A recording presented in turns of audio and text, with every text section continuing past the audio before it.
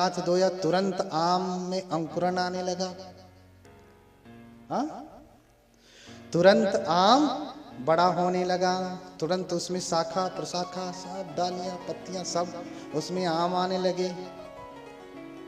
हाँ, बोलिए भगवान बुद्ध की। तो तुरंत ही भगवान ने जैसे ही उस आम के वृक्ष के ऊपर अपना हाथ धोया, तुरंत आम का वृक्ष तैयार हो गया। ऐसी है भगवान की महिमा। तो चमत्कार मुनि आप दिखाया, चमत्कार मुनि आप दिखाया, आम वृक्ष क्षण में उपजाया।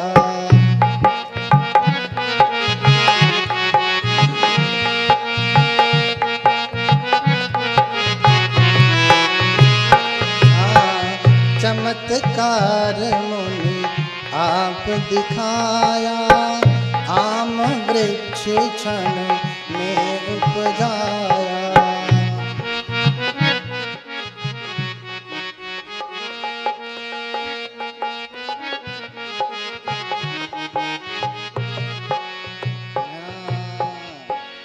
भगवान ने क्या किया?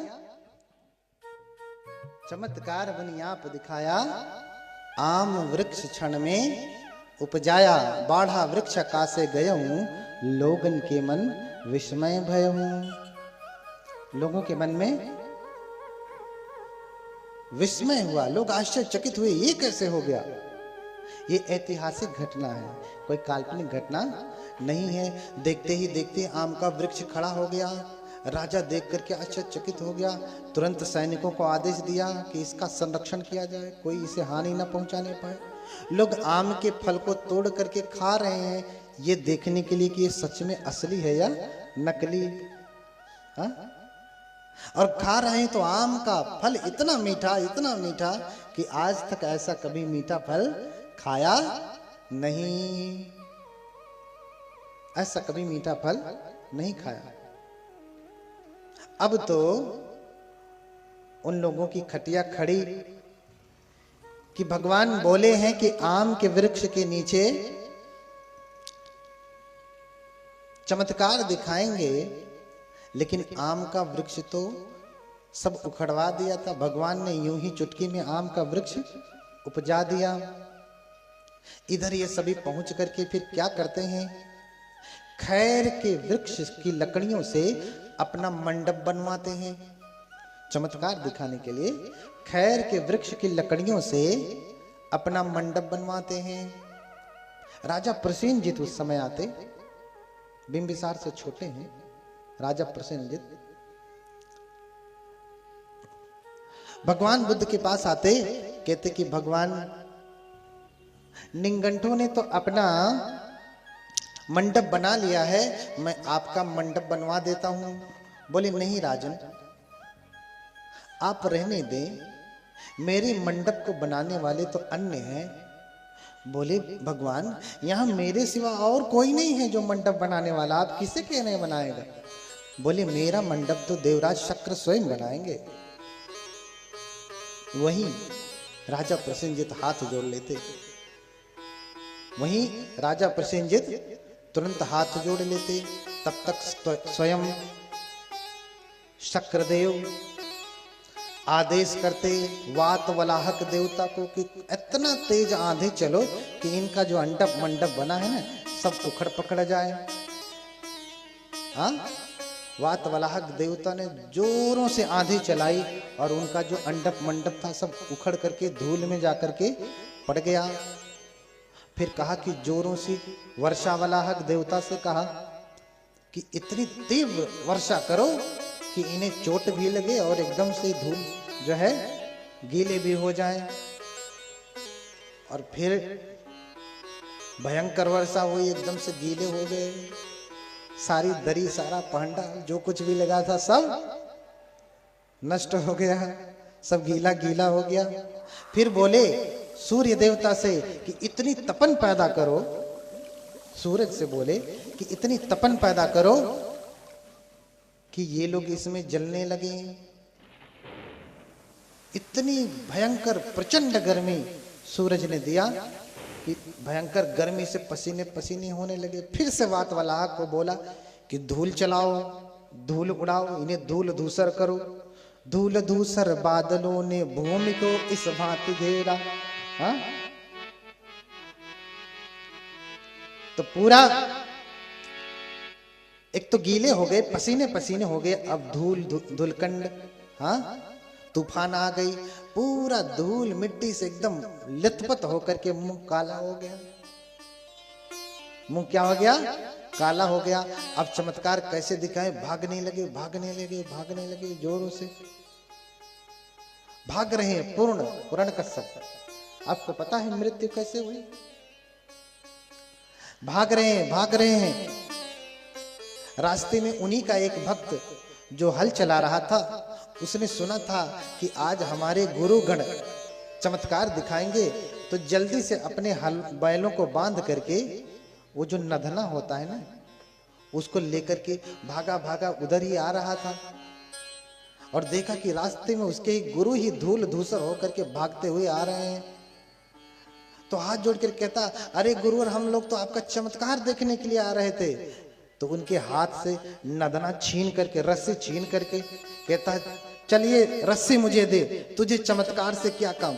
छीन करके भागते और कहते हैं, वर्णन मिलता है, आगे जाते हैं, अपने पांव को लपेट करके, गले को लपेट करके नदी में कूद जाते और बुड़ बुड़ बुड़ बुड़ करके वहीं डूब के मर जाते। बोलिए भगवान बुद्ध की करुणा है। लज्जा के मारे कि अब कौन से मुख से चमत्कार दिखाएंगे, डूब करके मर जाते, क्योंकि बुद्ध के सामने कोई चमत्कार दिखा पाएगा, संभव नहीं। अब इधर समस्त श्रावस्ती के लोग, अन्य जगहों से आए हुए लोग भी, लगभग 7 करोड़ लोग इकट्ठा हैं देखने के लिए भगवान बुद्ध का चमत्कार। और भगवान फिर यमक प्रतिहार्य दिखाते। भगवान क्या करते? यमक प्रतिहार्य दिखाते। यमक प्रतिहार्य सबसे कठिन प्रतिहार्य होता है। यमक का अर्थ होता है जोड़ा, प्रतिहार्य का अर्थ होता है चमत्कार। अर्थात हमारा शरीर 5 तत्वों से बना है, लेकिन हम 5 तत्वों को एक साथ प्रयोग करना चाहें तो नहीं कर सकते। जैसे हम चाहें कि आग भी निकालें, पानी भी निकालें, संभव नहीं, क्योंकि आग के जो है पानी के निकलते आग क्या हो जाएगी? बुझ जाएगी। दोनों एक साथ नहीं होगा, इसलिए इसे यमक प्रतिहार्य कहा। ये सबसे कठिन प्रतिहार्य होता है, जो कोई नहीं कर सकता सिवाय बुद्धों के। इसलिए भगवान बुद्ध ने श्रावस्ती में, जिसे आप औना झार कहते हैं, जाके देखिएगा टीला, जहां पे भगवान बुद्ध ने चमत्कार दिखाया है, उसे स्वयं पूरा तत्व ने, सरकार ने बोर्ड लगाया है कि यहाँ भगवान ने यमक प्रतिहार्य दिखाया। इसलिए कथा के पंपलेट में आपने पढ़ा होगा, भगवान बुद्ध की कथाएं कोई काल्पनिक नहीं घटना है, कोई कहानी नहीं कि कह दिया, किसी के मन में आया भगवान के बारे में जो कहना था कह दिया, वो कहानी हो गई। नहीं, ये घटनाएं हुई हैं, ऐतिहासिक, इतिहासम, ऐसा हुआ है, इतिहास है। तो लोग देश विदेश से आते हैं वहां दर्शन करने के लिए, देश विदेश से वहां दर्शन करने के लिए आते हैं कि भगवान ने जहां चमत्कार दिखाया, रिद्धि बल दिखाया, वो स्थान कितना पावन है। अपने माथे को वहां पे लगा करके अपने आप को धन्य मानते हो। भगवान ने वहीं पे यमक प्रतिहार्य दिखाया। कैसे दिखा रहे हैं? एक आंख से पानी निकालते तो दूसरी आंख से अग्नि निकालते, एक कान से अग्नि निकालते तो दूसरे कान से पानी निकालते, जल निकालते, ऐसे ही नाक से, ऐसे भुजाओं से, ऐसे छाती से दाहिने तरफ से जल तो बाएं तरफ से अग्नि, पैरों से दाहिने तरफ से अग्नि तो बाएं तरफ से जल, ऐसे ही यमक में, जोड़े में अग्नि और जल को निकालते और फिर प्रतिहार्य दिखाते दिखाते भगवान वहीं से। ये प्रतिहार्य कब दिखाया? ये आषाढ़ी पूर्णिमा को दिखाया। आषाढ़ी पूर्णिमा को क्या होता है? आषाढ़ी पूर्णिमा को भक्ति लोगों का वर्षावास शुरू होता है। भक्ति लोग अधिष्ठान लेते हैं। उसी दिन, उसी आषाढ़ी पूर्णिमा के दिन भगवान ने यमक प्रतिहार भी दिखलाया था। यमक प्रतिहार भी दिखलाया था। आषाढ़ी पूर्णिमा का दिन है। फिर भगवान दिखलाते दिखलाते वहीं से विचार करते हैं कि पहले के बुद्ध चमत्कार दिखाने के बाद क्या करते थे। पहले के बुद्ध यमक प्रतिहार दिखाने के बाद क्या करते थे। तो उन्होंने देखा कि वो भी अपनी माता को तावतिंस में अभिधम्म का उपदेश देते हैं। इसलिए गौतम बुद्ध भी वहीं से प्रतिहार दिखा करके क्या करते, तावतिंस लोक में चले जाते, अपनी माता महामाया को उपदेश करते। क्योंकि माता महामाई 7 दिन में ही चली गई थी सिद्धार्थ को छोड़ करके। हाँ, क्योंकि 7 दिन में ही जब वो गर्भ में आए, गर्भ से बाहर आए, जन्म लिया, तो 7 दिन तक ही जीवित रही और फिर शरीर छोड़ के चली जाती हैं। तो लोग प्रश्न कर देते हैं कि भगवान बुद्ध इतने पुण्यवान थे तो उनके जन्म के बाद माता तो जिंदा रहना चाहिए, लंबे समय तक जीना चाहिए। बुद्ध की माता तो और लंबी आयु होनी चाहिए ना। सामान्य माताएं इतना जीती हैं तो बुद्ध की माता तो उसका लंबा जीवन होना चाहिए। तो अस्य किम कारणम यदि सर्वज्ञ मातारम चरमे सप्तमे दिवसे माता जहति जीवितम। कारण क्या है कि 7वें दिन में माता मर जाती है। ध्यान से सुनिएगा। कभी कभी जब बच्चा जन्म लेता है, मां मर जाती है, तो लोग क्या कहते हैं बच्चे को, बच्ची को? बोली भगवान बुद्ध की। अगर कोई बच्ची जन्म लेवे, बच्चा जन्म लेवे और अगर मां मर जाए जन्म दे करके, तो लोग क्या कहते हैं? उस बेटी को, उस बेटे को क्या कहते हैं? ये तो डाइन है, पैदा होते ही मां को खा गई, कहते हैं ना। लेकिन ऐसा नहीं है भाई। जिसकी आयु जब तक है तब तक आदमी जिएगा। कोई लाख चाहे मारने के लिए तो मार नहीं सकता। जब उसका पुण्य खत्म होगा, आयु खत्म होगा, तभी वो मर सकता है। कोई उसे मार नहीं सकता आयु से पहले। आज सिद्धार्थ गौतम जब जन्म लेते हैं तो 7 दिन के बाद माता महामाया उनकी मृत्यु हो जाती। तो लोग पूछने ही लगते, अस्य किम कारणम यदि सर्वज्ञ मातारम चरमे सप्तमे दिवसे माता जहति जीवितम। 7वें दिन में माता मर जाती हैं। तो कहते हैं कि जिस गर्भ में बोधिसत्व निवास करते हैं वो गर्भ पावन होता है। मैंने कहा ना, सभी मनुष्य गंदगी से जन्म लेते हैं, लेकिन बोधिसत्व तो ऐसे समझिए कि जॉनसन्स बेबी पाउडर लगा करके मालिश वलिश करा के बिना गंदगी के साथ पैदा होते हैं। साफ सुथरे पैदा होते हैं बिना गंदगी के। अत्यंत सन्न मल कासिकवत कम ही निघित नघतर चारु मणि व शुद्धो। एकदम शुद्ध साफ सुथरे जन्म लेते हैं। क्यों? क्योंकि बोधिसत्व हैं। और जिस गर्भ में बोधिसत्व रहते हैं वो गर्भ चैत्य भूमि की भांति पावन होता है। वो गर्भ फिर दूसरे बोधिसत्व के रहने के योग्य होता है। कोई सामान्य बालक या बालिका उसमें नहीं रह सकती। चैत्य की हम पूजा करते हैं। चैत्य में कौन रहते हैं? बुद्ध रहते हैं, बोधिसत्व रहते हैं। कोई सामान्य आदमी उसमें रहेगा ना।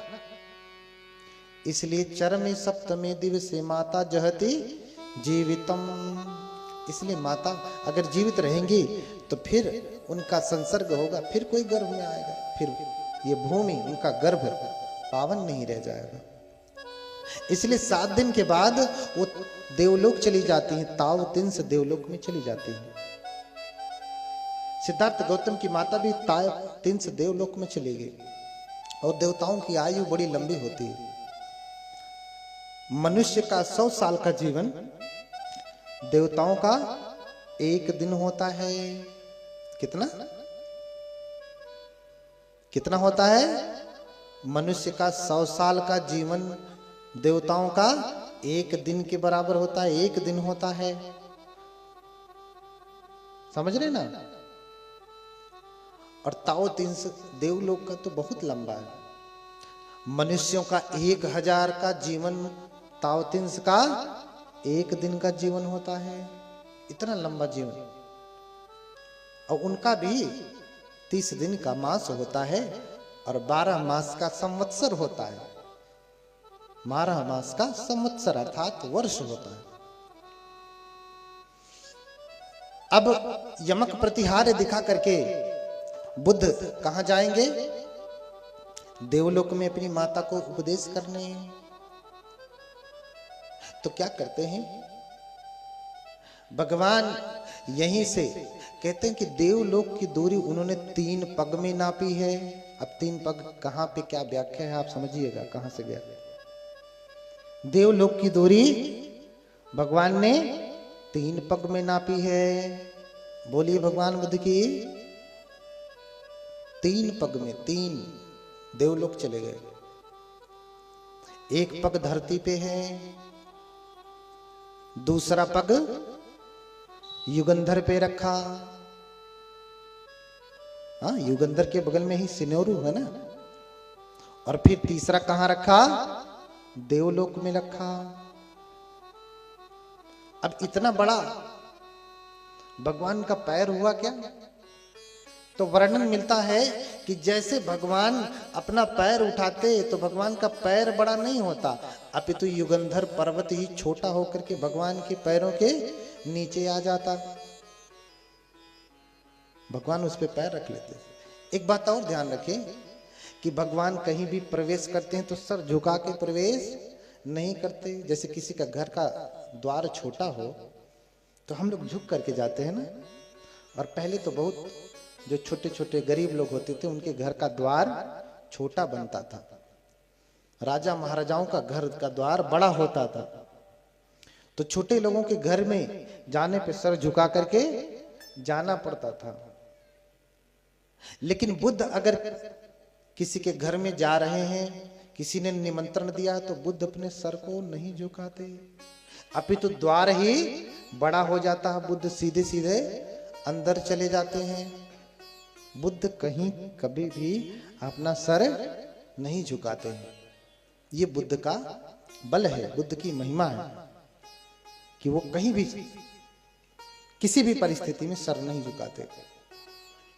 भगवान ने 1 पैर धरती पे रखा, दूसरा युगंधर, और फिर तीसरा कहां रखा? तावतिन से देवलोक में। और जैसे ही वो देवलोक में चले गए भगवान अंतर ध्यान हो गए। देवलोक में जाते ही यहां से दिखाई थोड़ी नहीं देंगे। हाँ, यहां से दिखाई नहीं दिए। तो गतो चित्त कूटंवा कैलासंवा युगंधरम ननुपसामि संबुद्धम लोक जेठम नरासभम। लोग चिल्लाने लगे, कहने लगे, अरे भगवान बुद्ध कहां चले गए? चित्रकूट चले गए कि युगंधर पे चले गए, सिनेरू चले गए, कैलाश चले गए, कहां चले गए? हम अपने भगवान बुद्ध को नहीं देख पा रहे हैं। कहां चले गए? मोगलान सब देखते हुए भी, जानते हुए भी कि भगवान तो गए हैं अपनी माता को उपदेश करने, फिर भी अनिरुद्ध से कहते कि बनते अनिरुद्ध से पूछो। बनते अनिरुद्ध दिव्य चक्षु में सबसे अग्र है। उनका दिव्य चक्षु बहुत तीक्ष्ण है, जो कोई भी ना देख पाए उसे भी वो देख लेते हैं। बुद्ध तो सब कुछ देखते ही हैं। बुद्ध के बाद दिव्य चक्षुओं में कोई अग्र है तो बनते अनिरुद्ध। बोलते कि बनते अनिरुद्ध से पूछो, तो बनते अनिरुद्ध लोगों को बताते कि भगवान तावतिन से देवलोक में गए और अपनी माता को उपदेश करने, अभिधम्म का उपदेश वहीं करेंगे। आपको पता होना चाहिए कि हमारा धर्म ग्रंथ त्रिपिटक है। त्रिपिटक में सूत्र पिटक है, विनय पिटक है और अभिधम्म है। सूत्र और विनय का उपदेश आप पाएंगे कि धरती पे हुआ है, लेकिन अभिधम्म का उपदेश कहां पे हुआ है? कहां पे हुआ है? उसका उपदेश धरती पे नहीं हुआ है। भगवान का 7वां वर्षावास कहां का है? देवलोक में। भगवान बुद्ध के 45 वर्षावासों का लेखा जोखा है, पूरा विवरण है।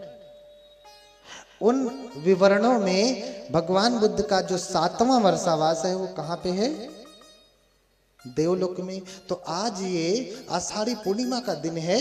भगवान 3 महीने के लिए कहां जाते हैं? देवलोक में, वहीं वर्षावास करते हैं। लेकिन मैंने बताया कि देवताओं का, ताओतिंस देवताओं का हजारों वर्षों का जीवन, मनुष्य जो है, मनुष्यों का हजारों वर्षों का जीवन ताओतिंस का 1 दिन का जीवन होता है। हाँ, तो 3 महीना 3 घंटे से भी कम होगा उनके लिए, लेकिन हमारे लिए तो 3 महीने हो जाएगा। तो भगवान जब वहां जाते अपनी माता महामाया को उपदेश करने के लिए, तो भगवान का शरीर तो 4 तत्वों से बना है ना। भगवान का शरीर किससे बना है? 4 तत्वों से बना है। अग्नि, मिट्टी, हवा, पानी। आकाश तत्व बाद में घेरता है जब हम आकाश अनंत आयतन की भावना करते हैं। इसलिए हम 5वें तत्व को गणना में नहीं रखते, 4 तत्व की ही गणना में रखते हैं। जब आप अर्हत होंगे, 5वें जो है आकाश अनंत आयतन ध्यान करेंगे, तो फिर आपके अंदर भी आकाश तत्व होगा। अभी तो नहीं है, तो आपके लिए तो नहीं है, हमारे लिए तो नहीं है। भगवान अपनी माता को उपदेश देते 3 महीने तक। तो सभी लोग कहते कि भगवान 3 महीने तक वहां रहेंगे, तो हम लोग 3 महीने उनको देखे बिना कैसे रहेंगे? उनके उपदेश को सुने बिना कैसे रहेंगे 3 महीने? तो फिर भंते अनिरुद्ध भगवान के पास जाया करते थे। भगवान का शरीर 4 तत्वों से बना है, इसलिए 3 महीने में तो कम से कम 90 बार तो उनको भोजन करना ही है। दिन में 1 बार भगवान भोजन करते हैं, तो 3 महीने में कितनी बार करेंगे? 90 बार करेंगे। तो हर दिन भगवान अपनी जैसी मातृका स्थापित करके, अपने जैसा प्रतिरूप स्थापित करके, जिसे कहते हैं मनोमय युद्धि। युद्धि का एक प्रकार क्या है? मनोमय युद्धि। अपने जैसा एक बुद्ध स्थापित करके, उपदेश करके चले जाते। वो बुद्ध बोल रहे हैं, लेकिन असली बुद्ध कहां चले गए? आते थे दक्षिण उत्तर कुरु में, और वहां जाकर के अनोतप्त जो दह है, झील है उत्तर कुरु हिमालय में, वहां जाकर के नागलता की दातोन करते थे। नागलता पान के पत्ते को कहते हैं, पान के पत्ते को कहते हैं नागलता। इसलिए श्रीलंका में आप जाएंगे तो भगवान बुद्ध की पूजा पान के पत्तों से होती है। इतना ही नहीं, भिक्षु संघ की पूजा भी पान के पत्तों से होती है। जब कोई उपासक भगवान के पास जाता है तो पान का पत्ता चढ़ाता है। जब कोई उपासक किसी भिक्षु के पास जाता है भोजन दान के लिए निमंत्रण देने या ऐसे ही दर्शन करने, तो पान का पत्ता खूब अच्छे से सजा करके लपेट करके भगवान को अभिमंत्रित करके जहां भंते होते वहां जाता है। वहां भंते को जैसे आप पुष्प देते हैं ना, वैसे वो पान का पत्ता दे करके भंते को 3 बार प्रणाम करके फिर आगे की कार्यवाही करते। तब से तांबुल पूजा प्रारंभ हो गई। भगवान हर दिन आते थे, और आज भगवान ने क्या उपदेश किया है वो भंते अनिरुद्ध को बताते थे। भंते अनिरुद्ध भी उसी समय आ जाते थे जब भगवान उत्तर पूर्व से चारिका करके अनोतप्त दह के पास पहुंचते थे। तो फिर बनते अनिरुद्ध को सारी घटना बताते थे कि आज इतना ही उपदेश हुआ। अनिरुद्ध आकर के सभी जनता को बताते। फिर ऐसे करते करते 3 महीने बीता। भगवान ने पूरे अभिधर्म का उपदेश देवलोक में दिया। और फिर जब 3 महीना बीता तो सभी लोग चिल्लाने लगे कि नहीं, हम अपने भगवान का दर्शन करना चाहते हैं। क्या करना चाहते हैं? भगवान का दर्शन करना चाहते हैं। तो अनिरुद्ध भगवान से पूछते, भगवान आपका दर्शन कैसे होगा?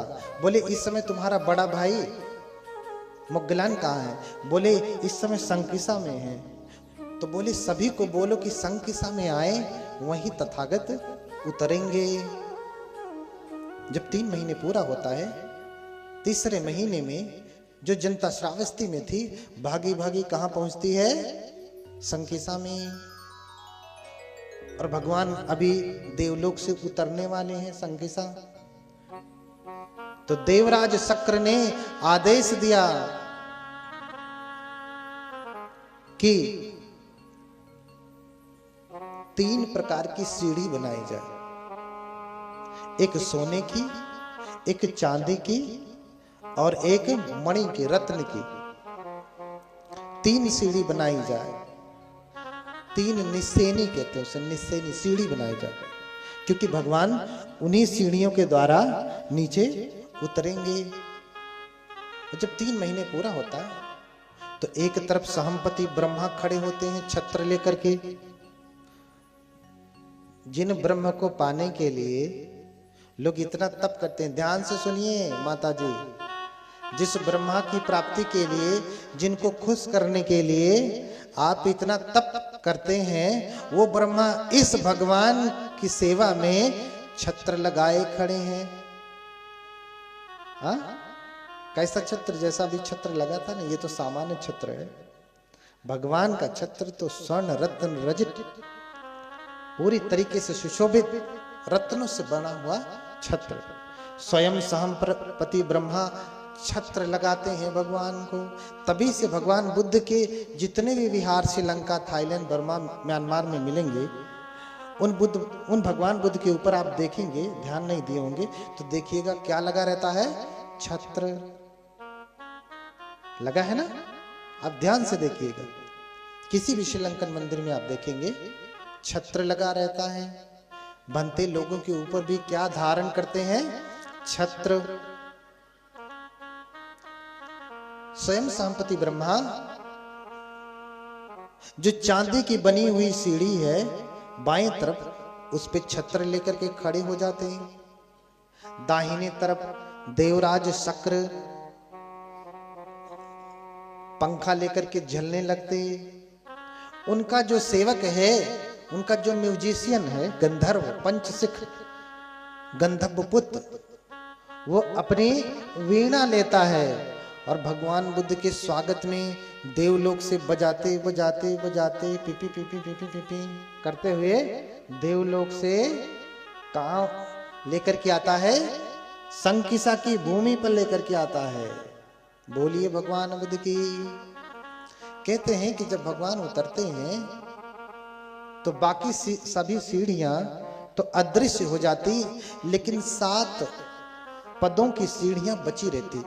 1 2 3 4 5 6 7 7 पदों की सीढ़ियां चांदी की, रत्न की, सोने की बची रहती।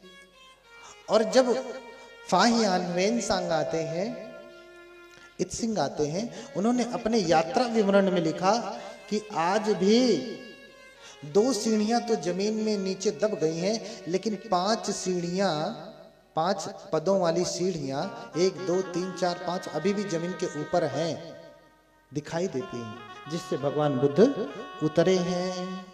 बोलिए भगवान बुद्ध की।